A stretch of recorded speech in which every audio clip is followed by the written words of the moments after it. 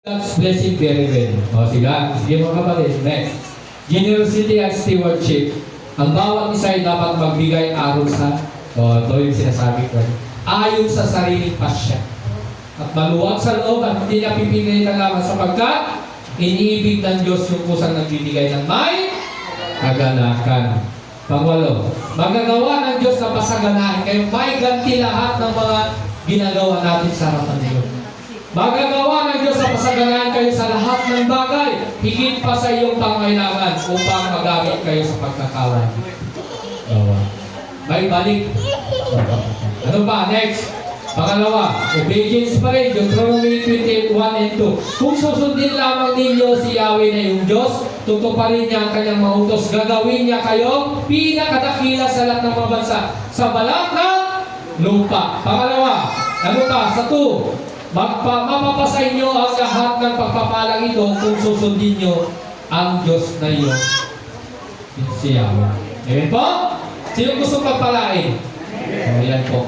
Ano pa? Pangalawa, sharing with, yun, tamang-tama.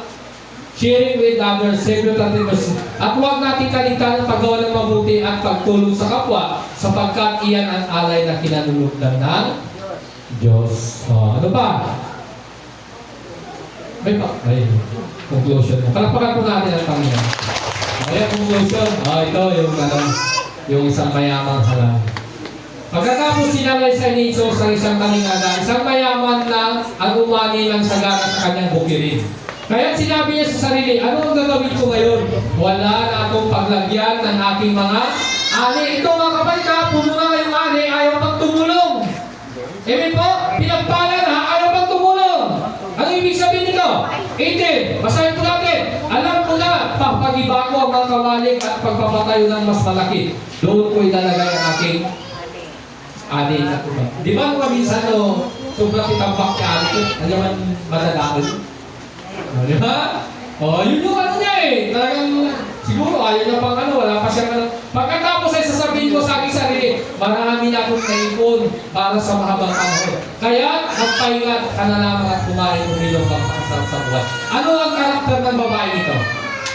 Sa inyo, sa pagkakaroon ninyo. Anong karakter niya? Ano? Shellfish, makasama ka sarili. Ano pa? 20. Ngunit sinabi sa kanya ng Diyos, hangal! Sa gabiring ito'y babawiin ka na ng buhay. Kanino mo ngayon mapupunta ang inyong lahat? Amen? Amen! Ayaw ni Lord na makasarili. Ang ibig sabihin niya, pag may blessing ka, share yun. Okay, sabi niya, danger of mishandling blessing. God's blessing. Ang ibig sabihin, pag blessing mo, pag maging kumakasarili ka, masama yan sa harapan nito. Ganyan ang sasapitin ng sinumang nag-ipon ng kayamanan para sa yun, selfish. Ngunit doon ka naman sa paningin ng ano ba? 22, meron pa ba?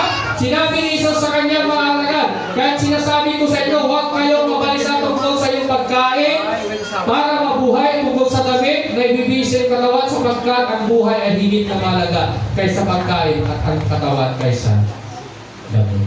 Amen po! Palakpakan po natin. Glory to God at God bless us all.